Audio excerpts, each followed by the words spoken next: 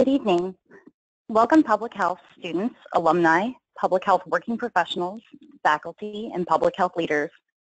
The National Board of Public Health Examiners, or the NBPHE, would like to celebrate the second of the National Public Health Week with you by presenting a one-hour webinar geared towards explaining the Certified in Public Health, or CPH Credential.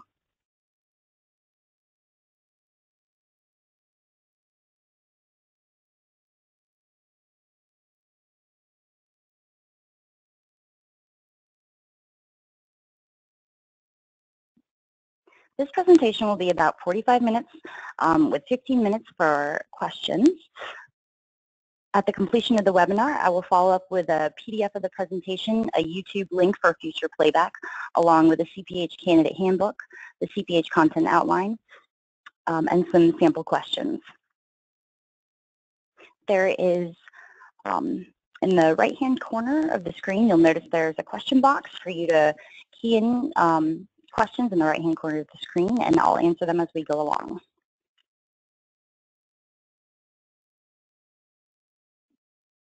My name is Kate Brundage, and I'm the Certification Program Manager for the National Board of Public Health Examiners, the NBPHE. We are located in Washington, D.C., and we are available by email or phone at any time during business hours, 7 a.m. to 6 p.m. Monday through Friday.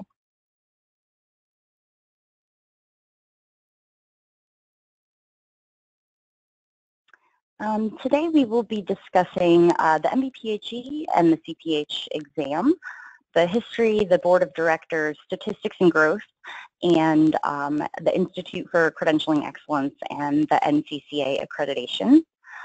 Then we'll go over why the CPH, benefits and testimonials, how employers view the CPH, the pilot program and findings, why is this important to me, and ASPPH public health jobs.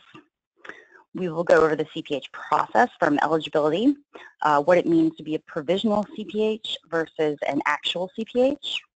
We'll go over the CPH exam content, computer-based versus paper and pencil examinations and the difference between the two, how the CPH exam is scored, registering for the exam, students and alumni, payment vouchers, public health work eligibility, rescheduling, scheduling, deferrals, retaking the exam, CPH study resources, CPH exam fees and discounts, and finally we'll touch upon CPH recertification. If you're having trouble hearing me, please key it into the questions box, and that way I will know. Unless I see anything, I will continue. The CPH is not just an exam, it's a credential, which means it has a governing board of directors. It has eligibility requirements, it has an entrance exam, and a recertification process every 2 years with a code of ethics that all CPH must adhere to. The CPH exam acts as a standard benchmark to measure an individual's grasp of contemporary public health topics. The recertification process elevates the CPH to be on par with other public health professional maintenance licenses and certifications, and the CPH Code of Ethics, which all CPH professionals must agree to uphold, assures the essential services are being delivered based on evidence and equity. So how did this come about? We all know who ASPPH is, right? The Membership Association for Schools and Programs of Public Health. And APHA, the American Public Health Association, which is the membership association for public health individuals. So in 1980, the U.S. Surgeon General Office went out with a call to the field to establish a task force for the creation of credentialing public health workers.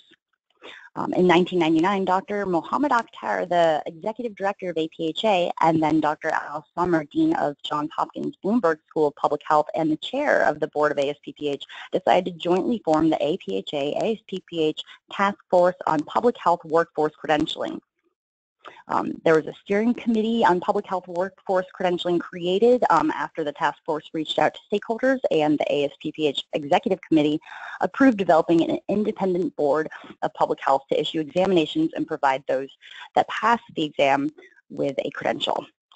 The MBPHE was established in 2005, and the inaugural certification in public health exam was administered both in U.S. and international locations in August of 2008.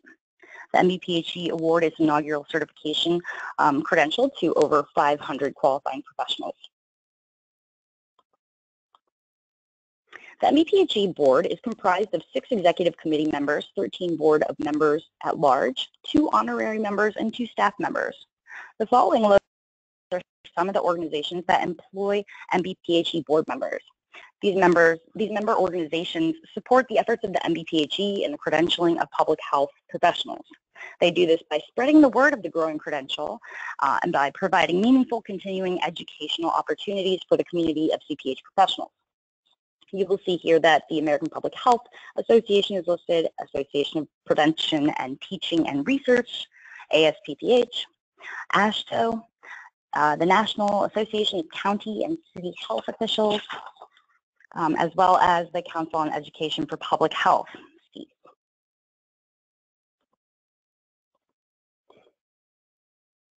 Since 2008, the MBPHE has credentialed over 56 CPH professionals.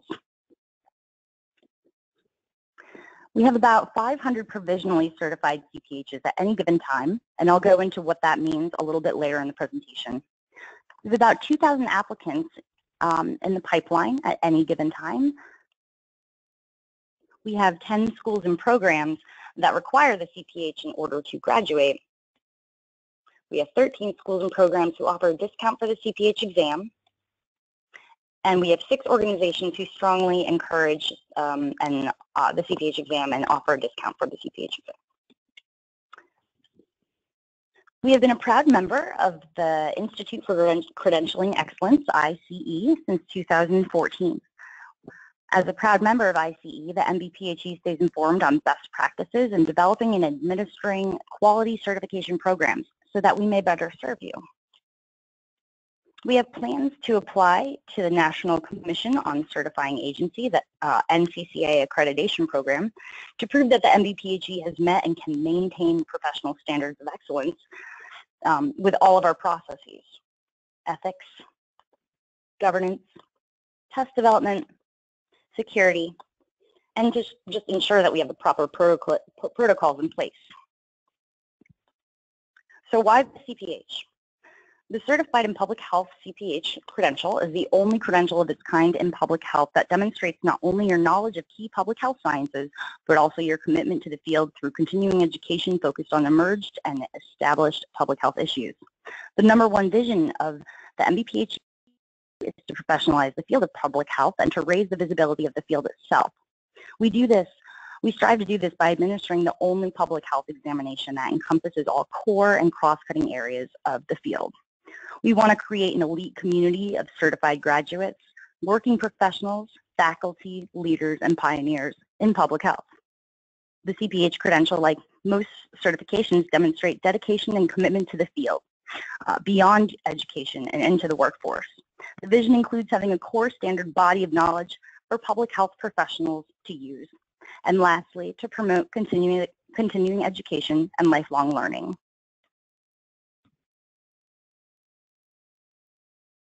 There are many reasons to get certified, but public health professionals need to stay at the forefront of their field.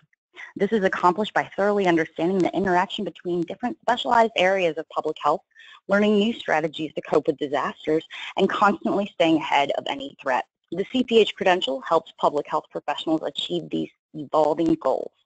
Some benefits include increasing professionalism and building your career. The CPH provides mastery of core sciences and skills and knowledge. There are chances for potential salary increases and promotions. Earning a job in public health for those students who haven't entered the public health workforce yet. And the CPH assures that you have met and can maintain a national standard of excellence.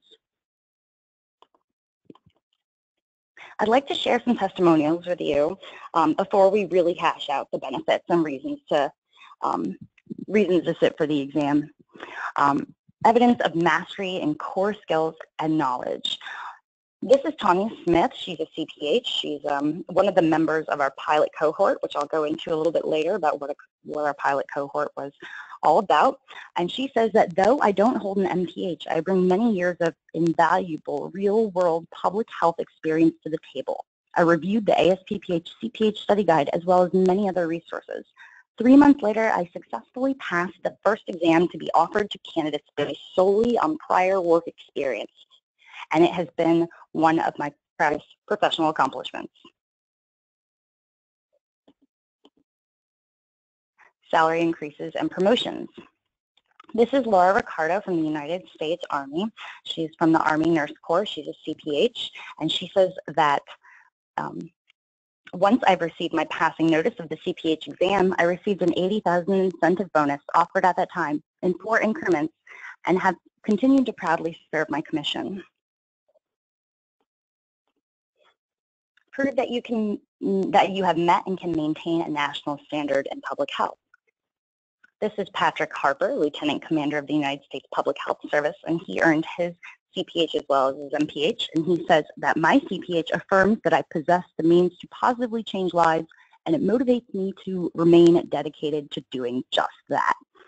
I accept this challenge proudly in honor of my fellow CPH certified colleagues, my branch of service, and most importantly, the nation whose health I have sworn to protect, promote, and advance. So, I have my MPH. Why do I need my CPH? This is the thing I hear most from students and graduates is, you know, if you have your MPH, what does the CPH really do for you? So I already said that we had 10 accredited schools and programs of public health that are now requiring you to pass the CPH exam to graduate to earn your MPH. So students and alumni will not earn their MPH without achieving CPH certification first. This tells us that the CPH exam tests knowledge and competency that a graduate level student or alumni should know to graduate with an MPH to work in public health. The CPH should be your next stop after earning the MPH in achieving a leadership role in public health. The CPH exam may be the culminating experience for all accredited schools and programs of public health to graduate with your MPH. It's important to recognize that the CPH and the MPH go hand in hand. Employers are using the CPH as a hiring tool, and you want to distinguish yourself from thousands of resumes that simply say MPH by adding CPH. The CPH says that you were willing to take the time out of your busy schedule to take the next step in your career, show that you are dedicated and serious about the field of public health. You want to outshine your competitors in your profession, prove that you have mastered all core and cross-cutting areas of key contemporary public health sciences, go above and beyond your education, prepare and sit for a voluntary exam that you're probably going to sit for on your weekend off. It shows employers that you can maintain the CPH credential with continuing education, that you're dedicated, that you want to outshine your competitors, that you're a professional in public health, and that you are invested in your career. Why do employers care about the CPH? Here is a testimonial that I have from an employer. She says that as a public health administrator in both local and state health departments, I often was responsible for hiring decisions. I found a great deal of variability in the form and content of graduate degrees in public health. The CPH is a credential recognizable by employers, providing assurance that an applicant possesses a solid knowledge base in core public health content areas routinely used in practice in public health departments.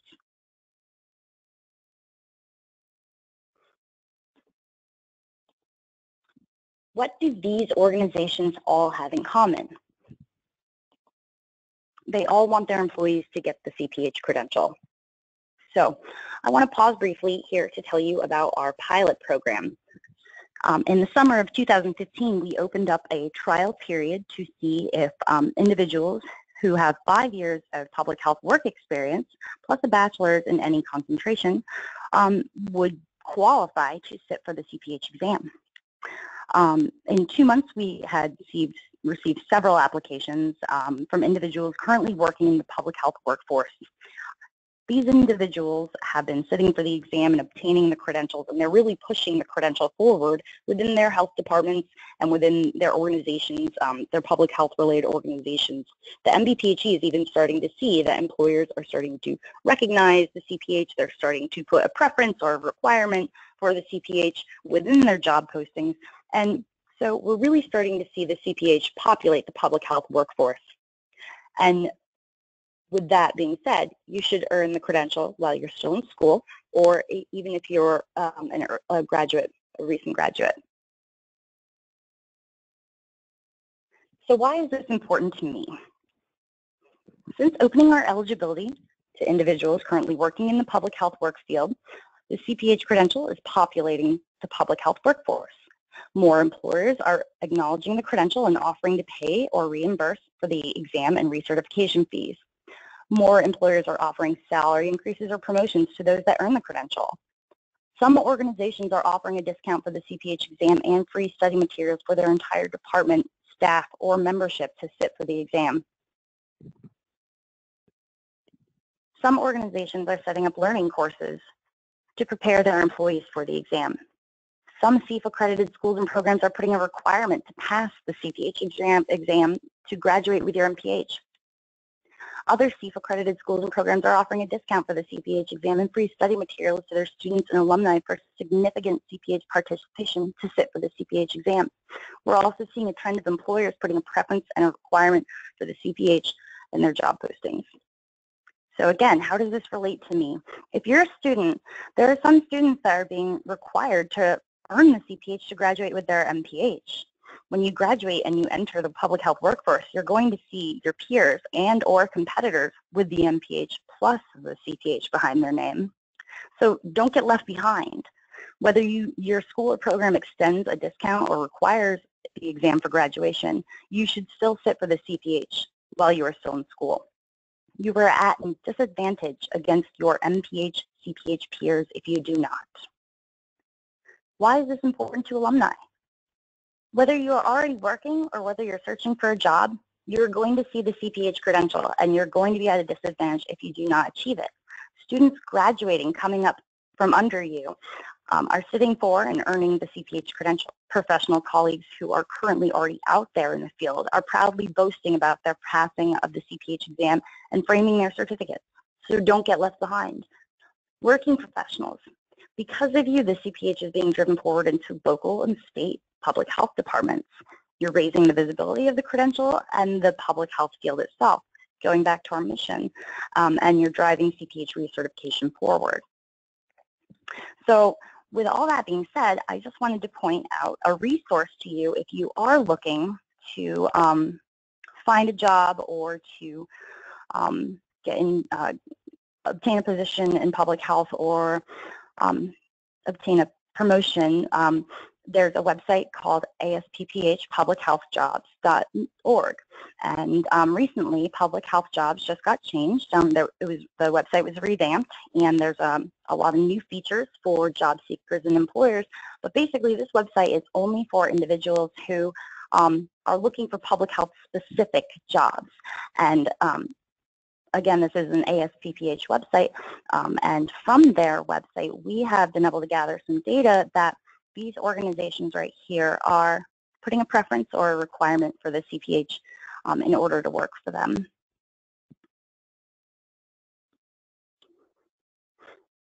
So the CPH process. The CPH process begins with eligibility. You need to determine whether you're eligible under the 4 pathways that we provide as eligibility criteria. Next, you need to prepare for, schedule, and sit for the CPH exam. Lastly, we will discuss recertification and continuing education. So, all alumni of CPH-accredited schools and programs of public health are eligible to sit for the CPH exam. All students, all graduate students who have completed or are enrolled in the core coursework of biostatistics, epidemiology, environmental health, health policy management, and behavioral sciences are eligible to sit for the CPH exam. We opened up the pilot to be a permanent eligibility pathway.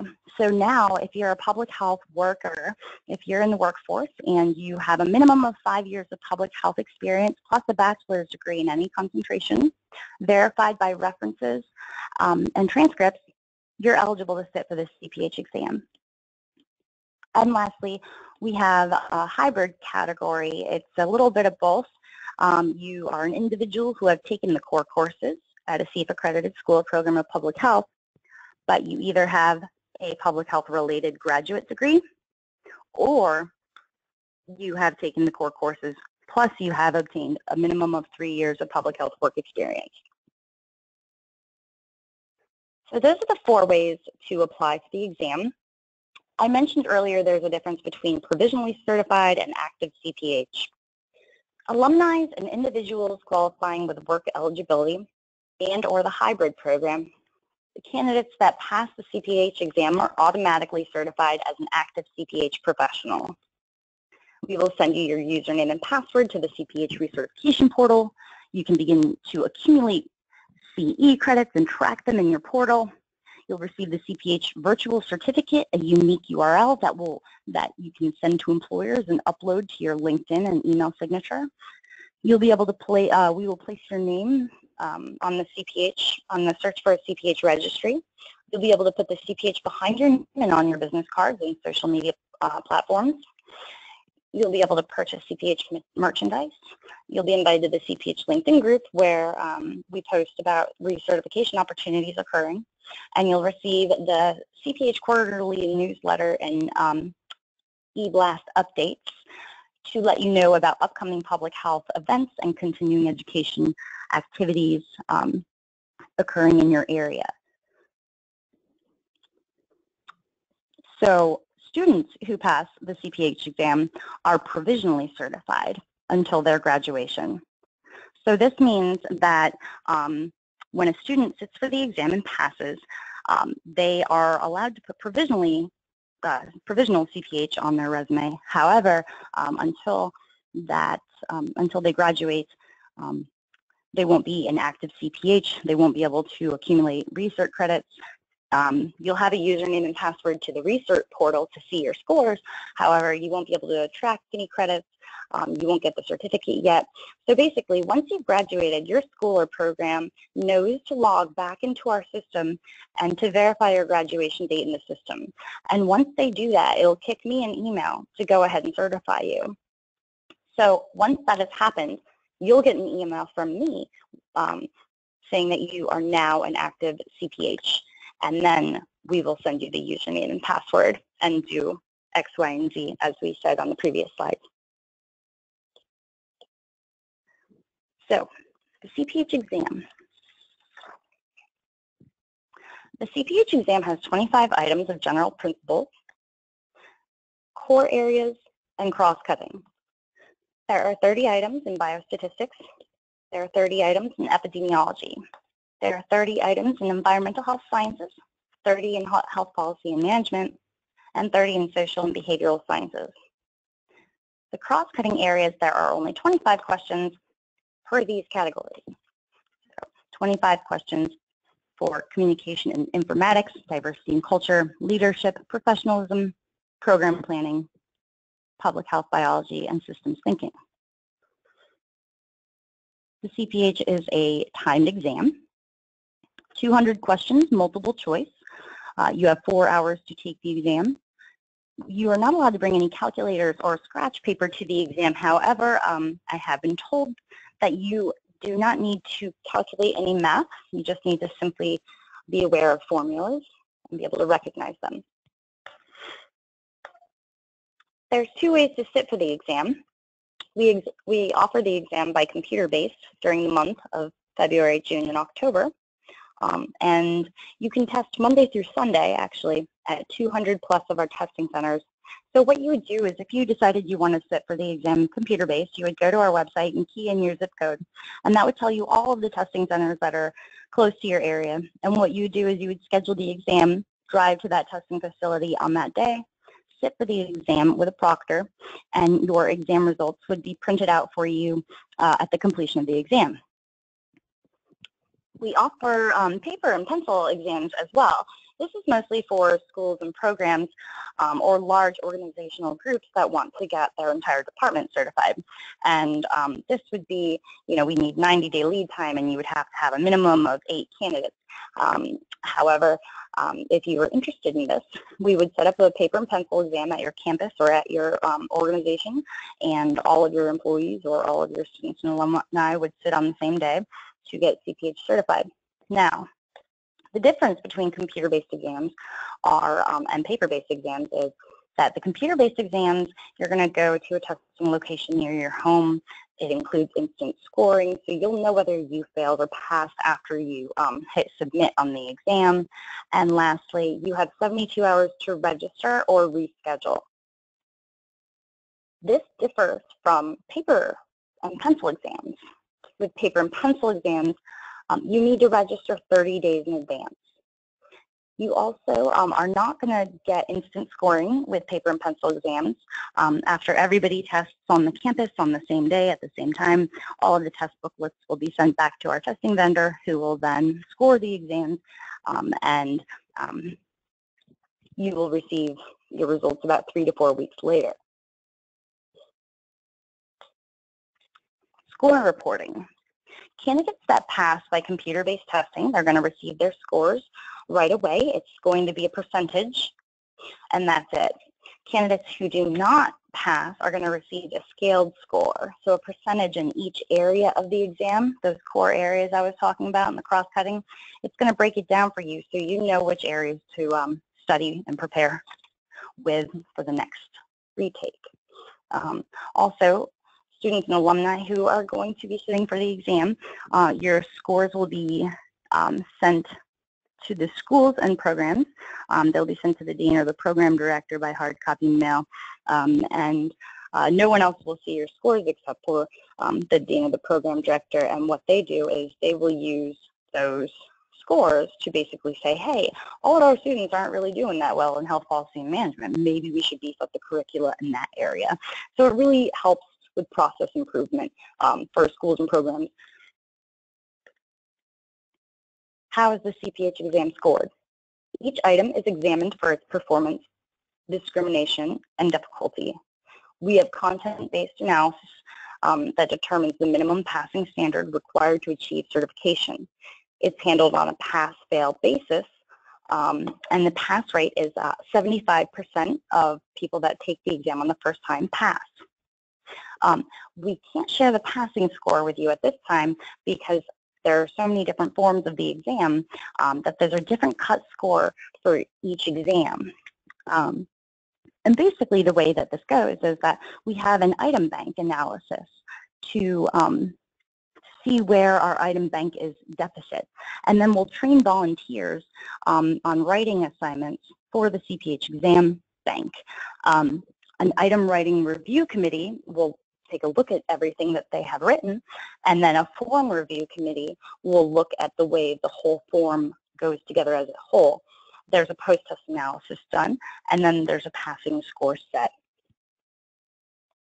Following the administration of an exam, the form review committee examines the performance of each item and makes adjustments for items which do not discriminate between strong and weak examinees or simply do not perform well.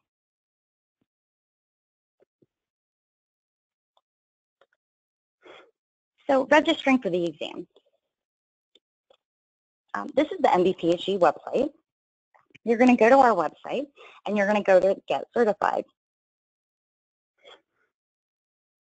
Under Get Certified is a drop-down. Under that drop-down is Register Now. When you go to Register Now, this is what the page will look like. Students and alumni will want to select the bucket on the left. Those who are qualifying with work eligibility, public health work experience, will click the button in the middle, and those who are doing the hybrid, the two categories of other relevant degree, will click on the right button. So students and alumni, when they click on that button on the left-hand side of the screen for student and alumni registration, it will take them to PSI's website. PSI is our testing vendor. And what you want to do is create an account online. When you create an account online, it's going to send an email over to your school or program, and they will be prompted to log into our system to verify your education as a student or your graduation as an alumni. You'll pay online. Also, if there are any students or alumni that are involved in the CPH group discounts, some schools and programs are offering a discount for the exam. The discount will be reflected at the time of purchase. There are also some schools and programs that use vouchers, a payment voucher that you would need to obtain first when you register in order to see a zero balance reflected. Then you would schedule your exam. The new public health work experience would be that bucket in the middle. You'd select that button to register now, and you would enter your public health work experience into our online application. You'd upload your transcripts and resume. You would pay online. There are discounts available, however, you would pay in full, and after you sit for the CPH exam, you will be mailed a reimbursement check for the difference. Your application will be reviewed, and if you are approved, PSI will contact you to schedule your exam. If you're not approved, you'll be refunded in full.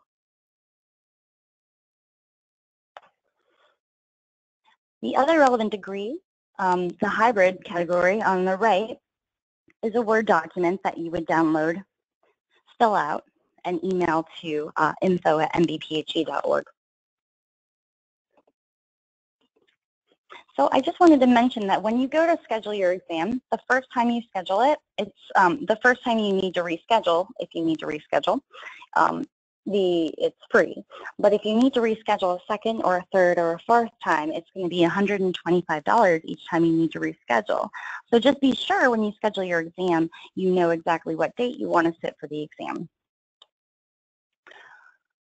From the time that you apply, you have 2 years of eligibility. All scheduling, rescheduling, and deferrals all go through your online account through PSI, or you can call them. There's no limit on how many times you can retake the exam, and there's no time limit on how close together those exams can be. So if you wanted to, if you failed the exam in June, you could retake it later on that month, and maybe you'd be lucky and successful the second time. So there's multiple testing administrations a year, February, June, and October, and we may be going to all year-round testing soon, but stay tuned for that. CPH study resources. We have a content outline. That's basically an outline of the exam. It's a map of the exam. We have sample exam questions. We have practice exams. And we have webinars.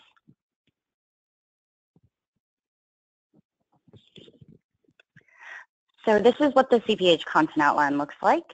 It's the map to the exam. Basically, every question on the exam points back to one of somewhere in the content outline.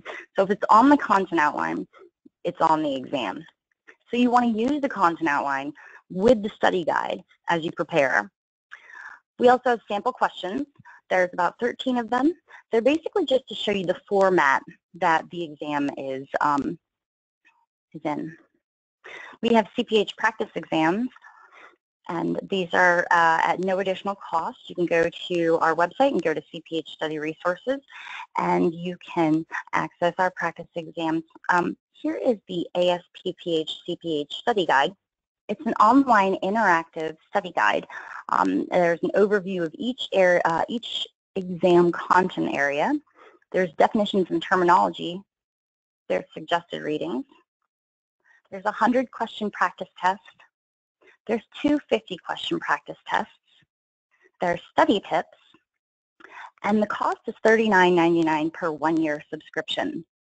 So all study materials on the National Board of Public Health Examiners website are free to you, with the exception of the ASPPH CPH Study Guide, which is $39.99. There are discounts for the ASTPH CPH study guide, and when you go to that website, you are able to see those discounts, and we will talk about the discount groups a little bit later on as well. But lastly, we have CPH webinars. We have 3-hour-long webinars led by expert faculty on each of the core areas and the cross-cutting areas of public health. They're recorded every January. They're free to listen to.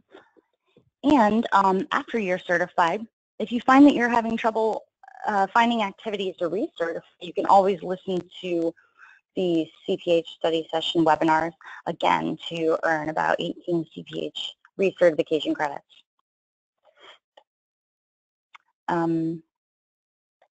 So at APHA, the American Public Health Association, at their annual meeting for the past 5 years, we have put on a 2-day learning institute. We have submitted an abstract to do the 2017 APHA CPH Learning Institute again, and if selected, the CPH Learning Institute will be Saturday, November 4th through Sunday, November 5th. And basically, you would sit in a classroom for 2 days at the APHA annual meeting, and you would prepare with expert-led faculty. And on the 3rd day, you would sit for the paper and pencil exam at the APHA annual meeting, if you so desired. The cost to attend the CPH Learning Institute is $350, and then the CPH exam fee, the standard fee is $385, but there are discounts available. So stay tuned for more information. We'll be advertising for this when we get notified. So I'd like to talk about the schools and programs that are currently requiring or strongly encouraging the CPH. This also includes some organizations, as I mentioned before. So there are some schools and programs using the CPH exam in order to graduate.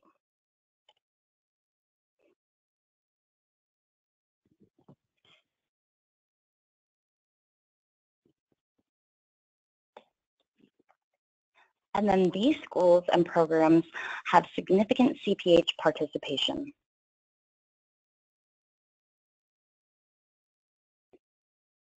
There are also organizations with significant CPH participation: ASTPH Fellows, Army Nurse Corps, Army Public Health Center, APHA, Navy Nursing Corps, Commissioned Officers Association, United States Public Health Service. Basically, these organizations are offering a discount for the CPH exam plus free study materials. So as I mentioned, the standard fee is $385 per exam. If you fail the exam and you need to retake the exam is, again, $385. For a school or program that has significant CPH participation, or an organization that wants to get their department certified, or APHA, for example, who is offering a discount to their entire membership if they earn the CPH credential, they are extended a discount of $315 and free study materials. And those schools and programs that are requiring the CPH exam in order to earn your MPH are $250 with free study materials. I just want to touch upon vouchers really quick. If you're thinking about doing this and you're thinking about sitting for the exam, there are those CPH discount groups that I just showed you, those 3 categories, are the only groups that are available that, to purchase vouchers. Some of the CPH groups, discount schools and programs are using the voucher system. Not all of the CPH group discounts schools and programs, and none of the organizations are using the voucher system. It's primarily for students only. However, in some cases, the school and or program will offer voucher payments to both students and alumni. If your school or program does not offer a voucher code but still extends the discount will be reflected at time of purchase in your online application. Do not register for the CPH exam without obtaining your payment voucher first. If your school or program is a CPH group discount school or program, which means that they offer a discount for the exam plus free study materials, And if they offer vouchers, which it will say on the website, then you want to contact your program administrator to receive that voucher code. And when you register for the exam, if you put that voucher code in, you'll see the zero balance reflected. So the MBPHE cannot apply a voucher code after you've already paid out of pocket. So that's why it's important to know to obtain the voucher code first and input it to get a zero balance.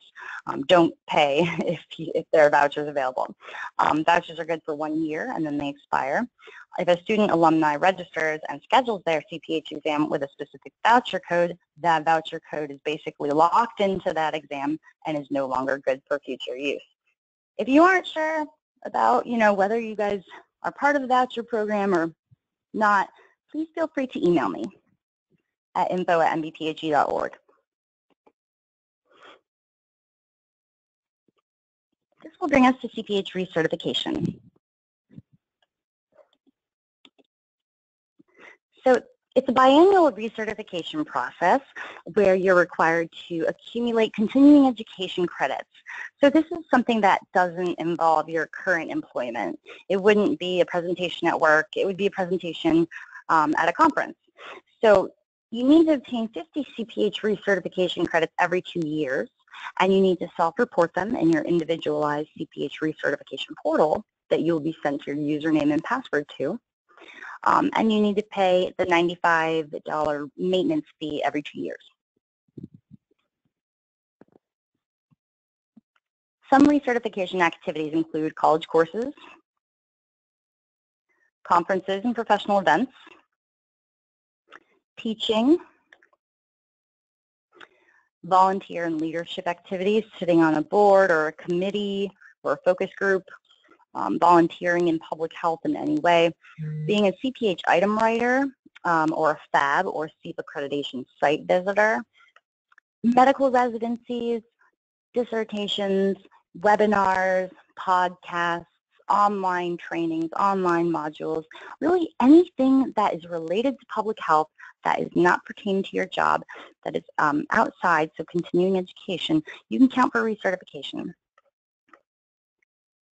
You're going to get a username and password to your recertification portal that will house your scores. You'll be able to update your contact information. There's a user manual, frequently asked questions, and you'll be able to view your virtual certificate within the portal and your official certificate letter. You can also find pre-approved credits for recertification, although you don't need to use pre-approved CE credits. You can use any kind of public health activity, whether it's approved or not, as long as it's related to public health and it's continuing education.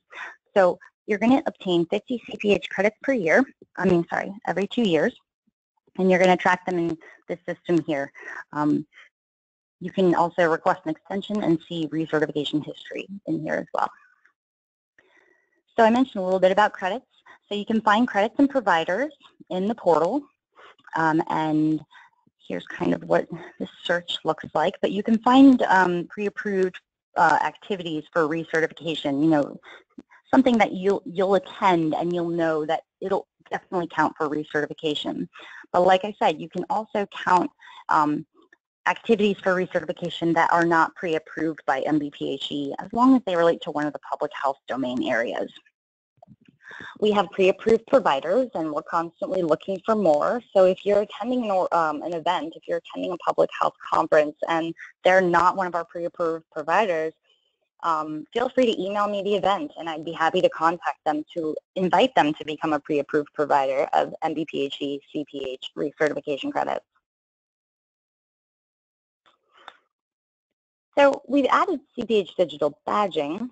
Badges are visual representation of a skill or achievement. And some of the badges that you can earn are Superstar Attendee, Star Presenter, Grants Master, Virtual Learner, Lifelong Learner, Coursework Champ.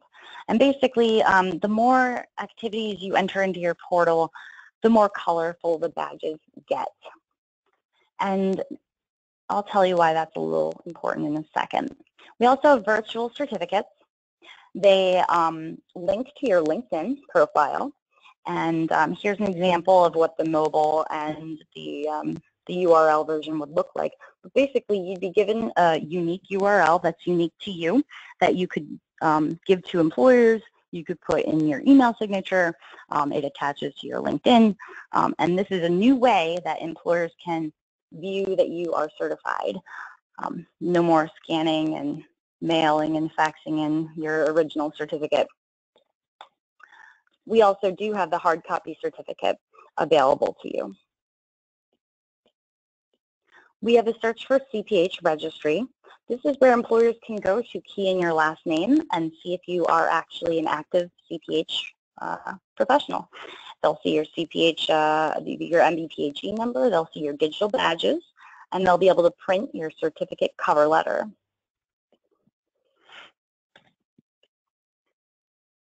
Once you're certified, you'll be eligible to purchase CPH merchandise from Cafe Press. And there's a lot more there than this, so you can go and check it out. There's notebooks, hoodies, backpacks. Also, we want you to stay connected. We have a Facebook group that's open to everybody, and that's where we post things about webinars, upcoming recertification activities, and also any kind of nominations or anything happening with the MBPHE. However, we do have a LinkedIn group, and that's closed to CPH professionals only, where we will discuss things about the CPH and recertification opportunities as well. And lastly, the next computer-based exam administration is June 1st through June 30th. So I'm going to take a break here now to see if there are any questions.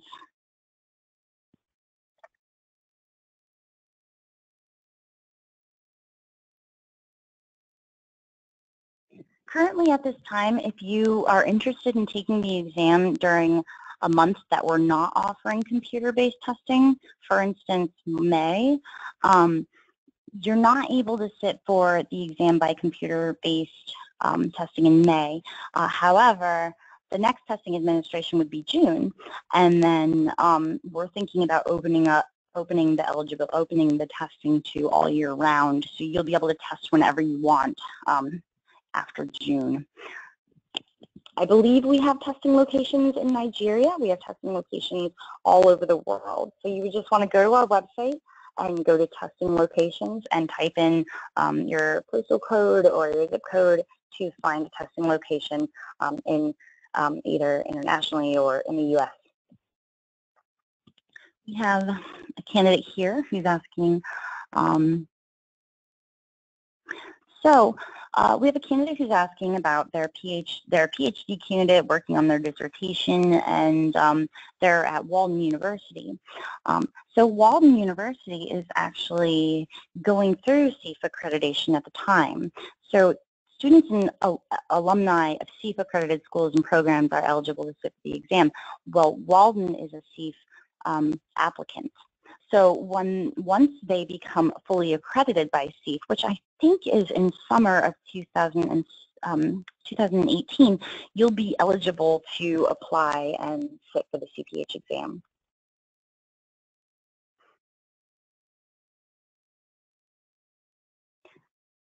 And the number of people that pass the exam on the first time that it's offered is 75%.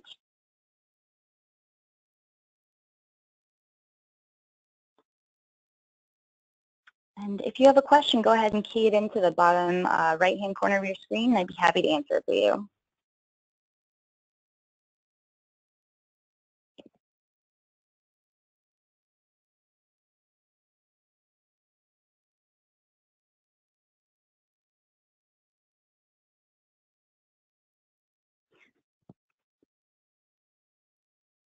I'm not seeing any other questions. Oh, here's one.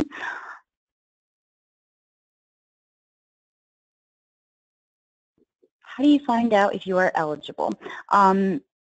through the PSI application. Not sure I understand that question. To find out if you're eligible, you would go to our website and go to eligibility requirements, and you would look up the eligibility requirements.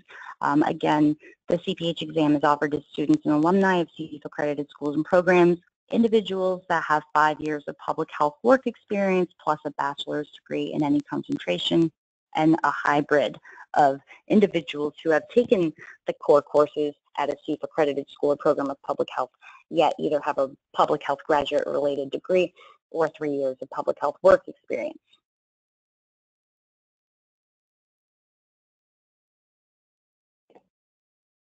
The passing score to pass the exam, again, it's different every time because each exam has a different cut score.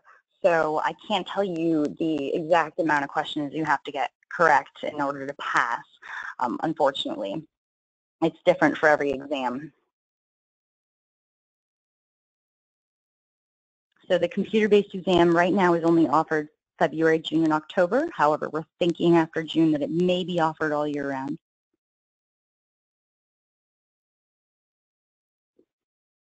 If you have any other questions, feel free to email me at info@nbphe.org. At the conclusion of this presentation, I am going to upload, I'm going to turn this presentation into a YouTube link, and I will email it to everybody along with the CPH candidate handbook and the content, the CPH content outline. Oh, there's one final question. If you have your MTH from Tulane, Tulane is CPH accredited, so if you're alumni of Tulane University, the School of Public Health, then yes, you are eligible to sit for the CPH exam. Thank you everybody very much for taking the time out of your evening to listen to the CPH presentation. I hope you have a wonderful National Public Health Week. Please take care and email us if you have any questions. We'll be in touch soon. Thank you. Good night.